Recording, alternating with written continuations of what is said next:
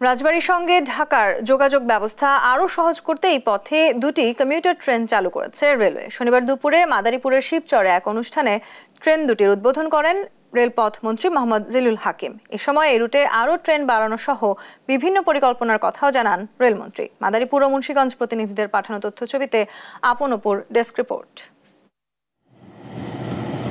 রাজবাড়ী ভাঙ্গা রাজবাড়ী ও ভাঙ্গা ঢাকা ভাঙ্গা পথে উদ্বোধন হয়েছে চন্দনা কমিউটার ও ভাঙ্গা কমিউটার নামে নতুন ট্রেন। রোববার সকাল থেকে যাত্রী নিয়ে ট্রেন দুটি চলাচল শুরু করবে।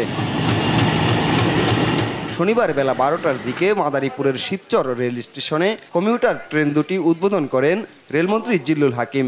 এ সময় রেলমন্ত্রী বলেন, রেলে বর্তমানে দুটি জোন আছে, আরও দুটি জোন তৈরি করা হবে। এর একটা হবে ভাঙ্গা ফরিদপুর, জোনাল অফিস হবে ভাঙ্গায়। এতে করে ভাঙ্গায় রেলের সেবা আরও বাড়বে।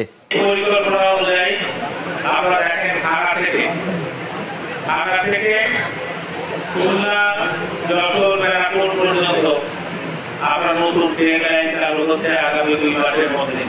আমাদের এই ঢাকা থেকে গুলশান হয়ে পায়রা বন্দর পর্যন্ত একটা লাইন চালু হবে।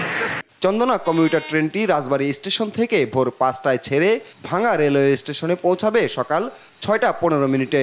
ওই ট্রেনটি ভাঙ্গা কমিউটার নাম ধারণ করে ভাঙ্গা স্টেশন থেকে সকাল 7টা 15 মিনিটে ছেড়ে ঢাকা স্টেশনে পৌঁছাবে সকাল 9টায়।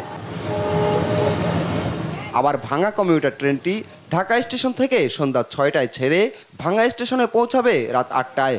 সেখানে ট্রেনটি চন্দনা কমিউটার নাম ধারণ করে ভাঙ্গা স্টেশন ছাড়বে রাত 8টা 10 মিনিটে। সবশেষ রাত 9:30টায় রাজবাড়ী স্টেশনে পৌঁছাবে ট্রেনটি।